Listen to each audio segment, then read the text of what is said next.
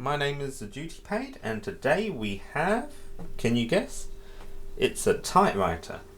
Now I've just got into collecting and restoring typewriters, and this one is the first one I'd like to show you. I've currently got 10 at the moment, different ages, different makes and different states of repair. Now this is one of the completed ones. This needed a good clean on top, and all the sort of ingrained dirt I managed to remove with a little mixture of soapy water and Brasso, which is a metal polish. So to open up the case, two switches here, and that removes. Clonky clonky. And we have a typewriter. Now this is a Brother Deluxe 900 from around about 1968. There was a mould mark in the case. I believe the plastic casing was made in Italy, with the actual machine made in Holland, which should be on the back. No, I beg your pardon. This one is a Japanese machine, not Holland. I get confused slightly. So this is made in Japan, and I think the casing was probably made in Japan. It's a two-colour machine with heavy and light type, which I will describe later. Now, this is a very clean machine, and the nice parts on it is a little flip-up paper rest, if I can find the button. There we go. And a little paper rest back there that flips up.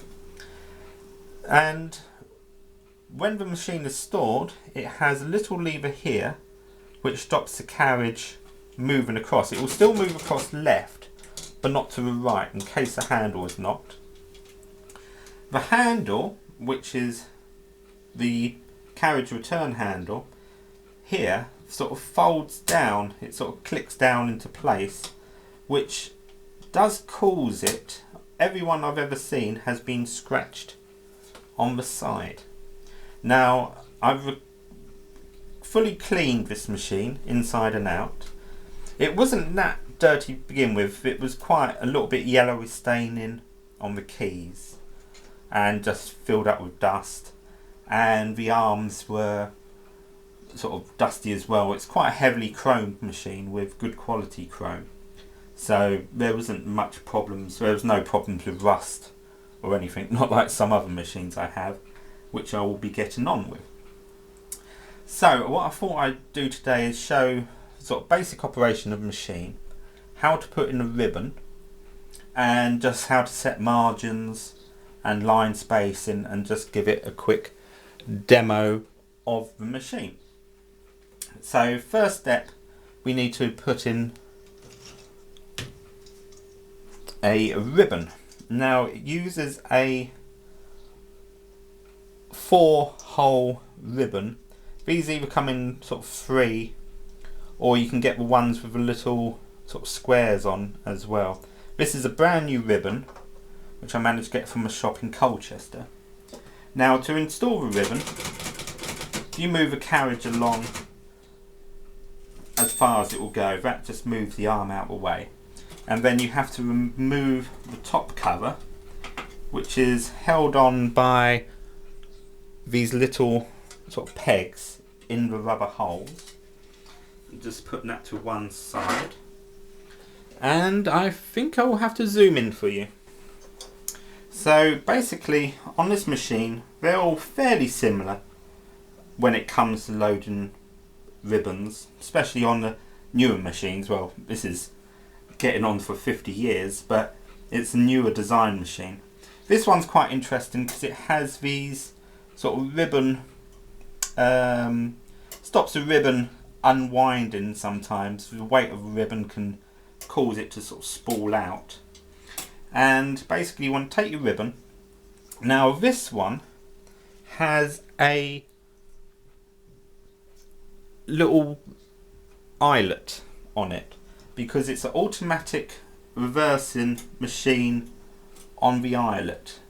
So as the eyelet goes over, it causes the ribbon to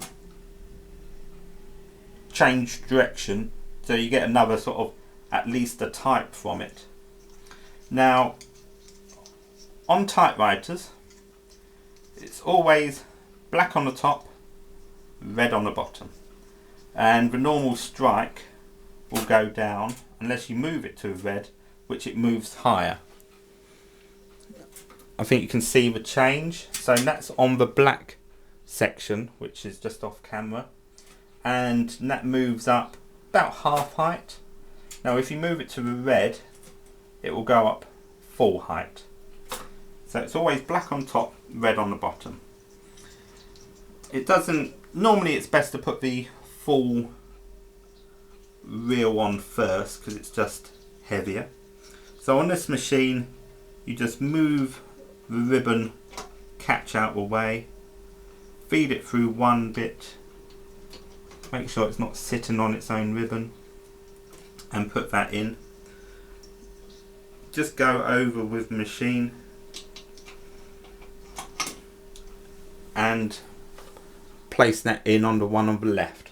Now as you can see, the eyelet is a little bit off, so you need to just take out some slack and wind that on, and you want the eyelet just past or just before the automatic catch for the eyelet. I keep forgetting about these ribbon catchers. This will make your fingers slightly dirty, which is unfortunate. Now you need to pass the ribbon. All these machines are slightly different, so you have to sort of get a feel for them. But you can see, hopefully there's two prongs just in front of the ribbon at the top, and you need to pass the ribbon through, normally through the bottom catch on the ribbon carrier first. Can be a fiddly beast, and then normally that's the longer side, and then the ribbon can go down and then through the top. Don't worry about smudging the ribbon at this point because you can wind it on. Now if the ribbon looks a little bit catched, then wind that on.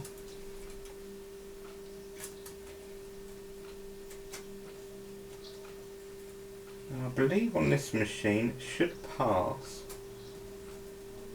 through the front teeth. It all can get a bit different at times. You can normally feel if it's correct by if it slides nicely, and I don't think that is correct. I think it will be best in front. We can always test it with a piece of paper in a minute.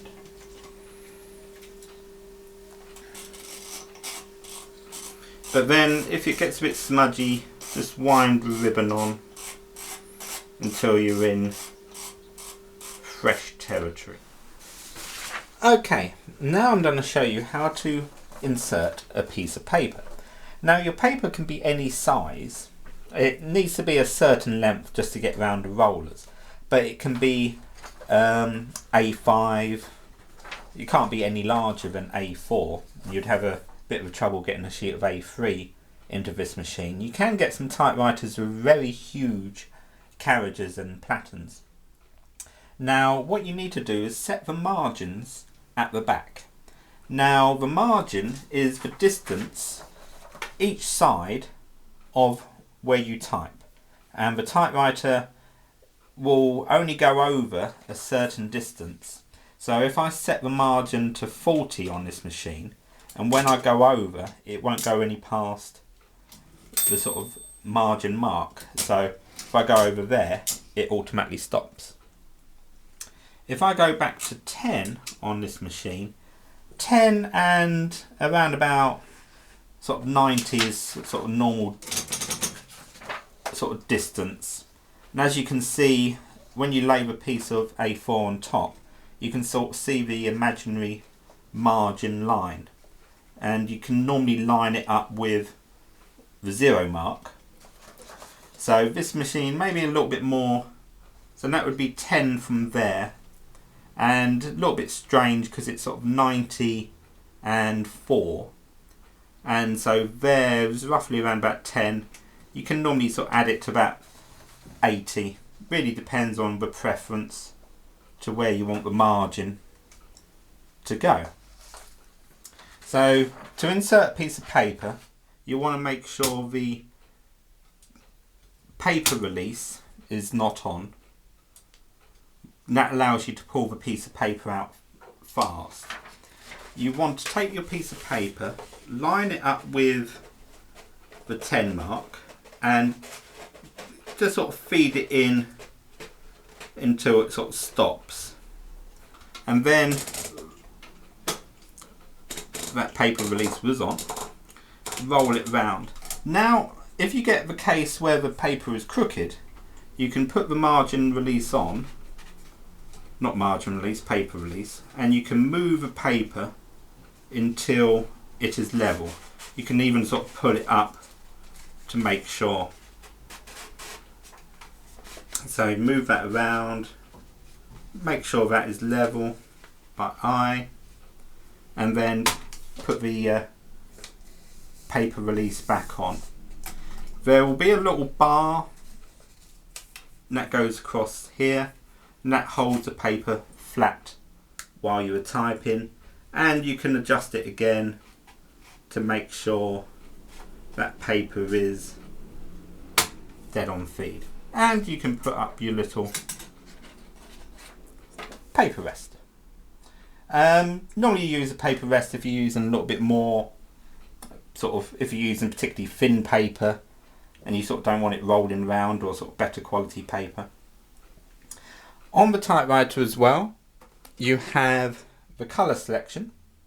This is black, stencil and red. Never really sure what stencil is used for. I have to look that one up. Put it in the comments if you know. And the basic typewriter, on this side it has hard and light, which makes the keys lighter or harder. So if you're a real heavy typist, you can find the keys maybe a bit too light for you, and you can adjust that. So with the margins in place, you can go over. Now if you're not happy with the starting position, if it's too high, you can roll back the feed roller.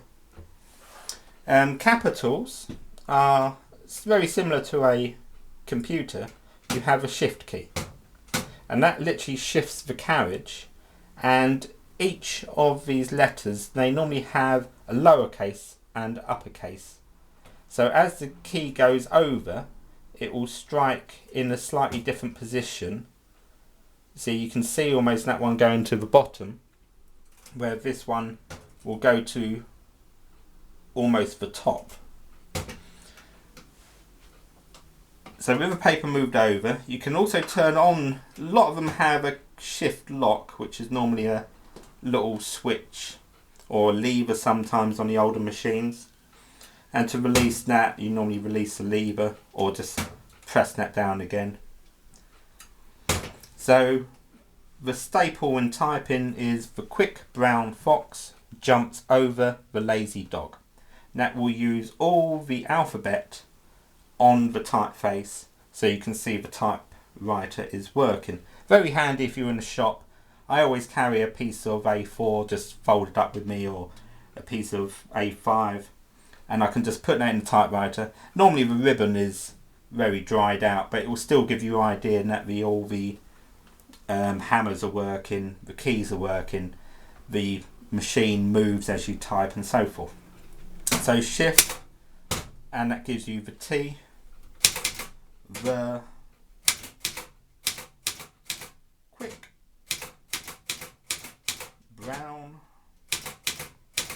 fox jumps over the lazy dog. Full stop. And you should be able to see. Might need to zoom in for you.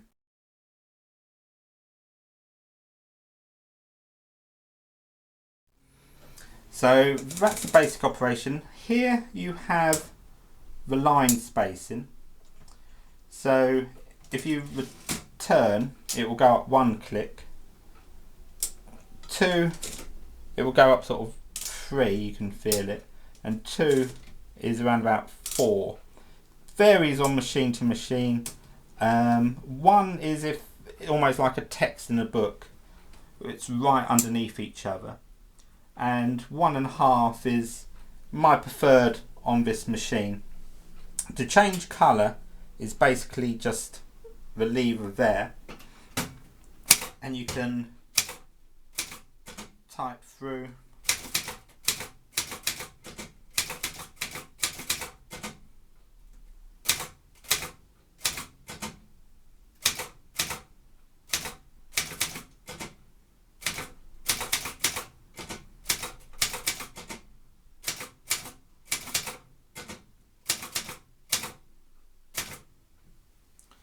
And that is the quick brown fox jumps over the lazy dog in red.